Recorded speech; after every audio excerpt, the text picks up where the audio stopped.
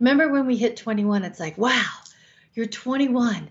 You have the whole world ahead of you. Why can't we say, wow, I just hit 50. Wow, I just hit 60. I have the whole world ahead of me in a different way now. Did you push record?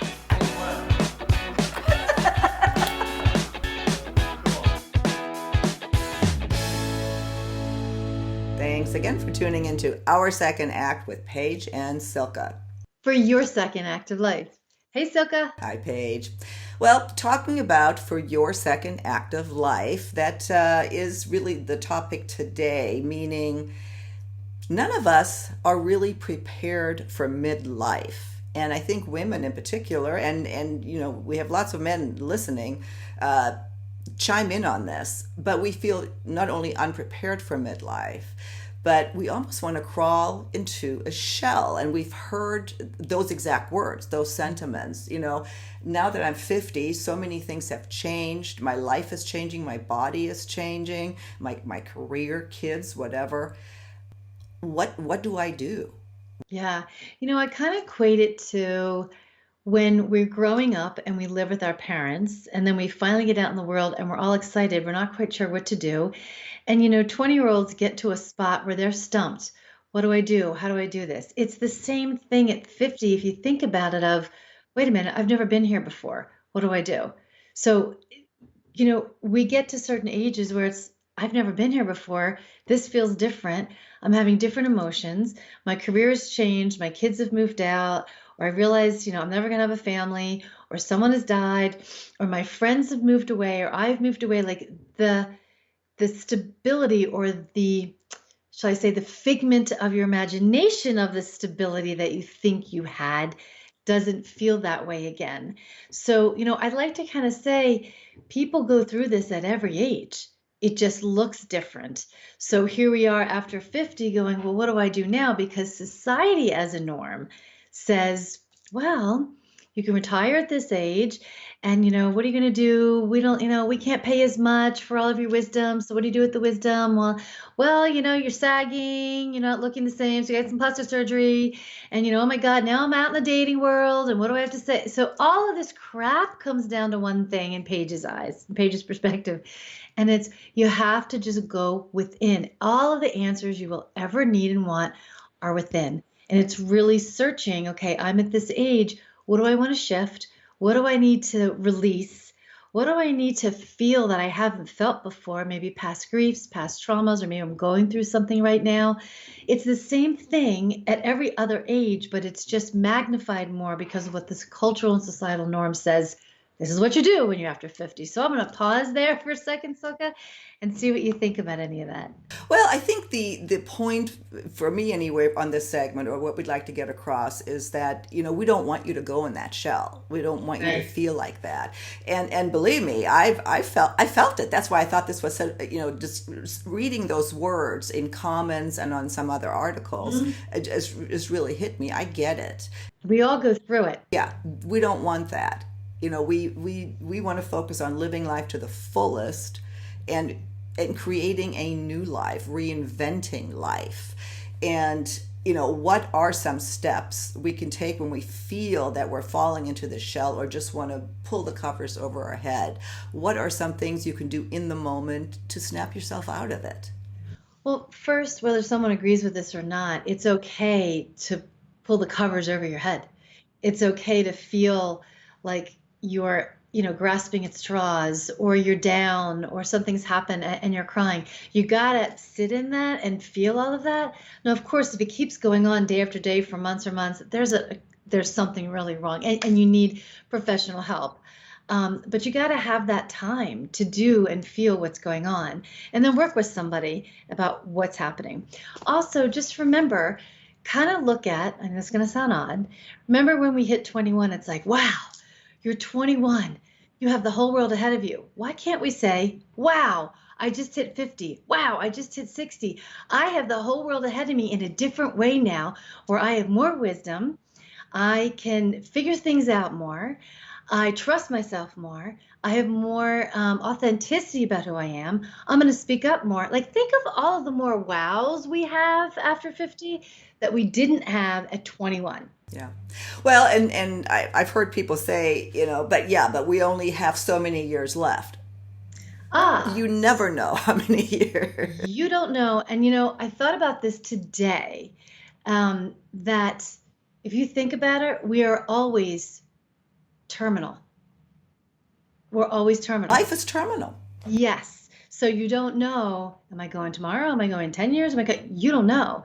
So stick with what you know now is so much more than what you knew at 21 or 31 or 41.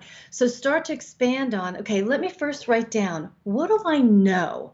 What do I know about me? Write that down. What do I know about life? Write that down. What do I know about my health? Write that down. What do I know about my spirituality or faith? Write that down. What do I know that I don't like anymore in my life? Write that down. What do I know that I'd like to begin to shift? And then over here, write down, what don't I know, but I'm curious about knowing more. So do you see how the verbiage is a big way of shifting it too? Yes, yes.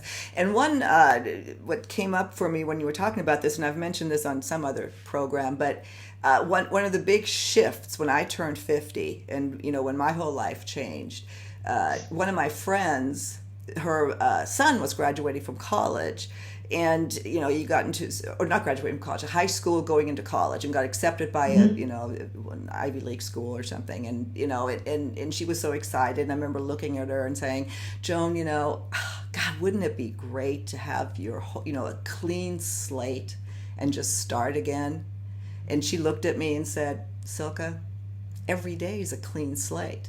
Yes. And that made so much sense. It doesn't matter how old you are. Yes. Again, it's the societal norms. It's what we've been told that we're saying, no, that's not what it's about. It's how we shift it, and it's how we view it. And you have to decide, do you want to step into it? And a lot of times there's a lot of fear going on, and maybe you don't feel grounded, or you don't feel connected to yourself. You're not sure how to speak up, or you don't know what to believe in. And that's what I'm going to bring up. I think it's a good idea, now that we're talking, Silka, is to maybe add a link to this about our chakra training, because if you practice good these idea. steps, these easy implementable steps with the chakra training, it works incredibly on so many areas to kind of get you started in an easy way. If you're like, well, what do I do? Where do I go? I'm not sure. That's a good way to start too. No, it is. It is. No, yeah. No, thank you for bringing Yeah, that just up. Great idea, Paige. this is No, really good, because I know I do it. I do it every day. yeah. No, I'll link to both the information on the course as well as the video, Yeah. so you understand what it is that we're talking about. Again, the main purpose of this, for me, especially with creating this channel, I mean, both of us, we're in fields where every day you're in creation, and most of the time it's wonderful, and other times you question yourself. Why am I even doing this? Yes, not even question, but going, is there a space for me out there in this world? Right. Am I valued out there? Where do I fit out there? But remember, after 50, we're asking that. So are 20-year-olds. So are 30-year-olds. So we're really all in the same boat. It just might look and feel a little bit different. So just remember, after 50, you've got so much more you're bringing to the table for yourself. Yeah, and I'm a big believer in that if you have the dream, if you have the passion for something, then you also have the ability to do it. Mm-hmm. You wouldn't, what you can conceive and hear, you can bring to life. I'm not saying it's easy, but I totally believe that. And I need to hear people tell me that. And that's why I wanted to, again, say that to somebody else, and maybe, change your day anyway. Paige, Yes. we're coming to the end of our segment. My favorite question to you: how would you sum this up? Couple of ways I would sum it up. It's okay if there's days where where you take the covers and you put it over your head. It's okay if some of those days you go inward and you're in a shell and you don't want to be around people, because that's a restorative time. And if you're feeling down, feel down. Just notice if it carries on too long, then there's an issue there. But again, start to write down. I gave some hints on things to start to write down. You can also kind of check out our chakra training, because that really helps so much to open yourself up and feel grounded, secure, supported, have more of a voice, connected, with your inner knowing, and trusting yourself. And just remember, what we're going through after 50, we went through after 21 as well too. It just looked a little different, and society says it's different. You can decide. Do you want to believe what society says, or do you want to say, F it? This is what I'm. I say F it. Okay. Okay. Paige, we'll see you next time on Our Second Act with Paige and Silka. For your second active life. Bye. Bye.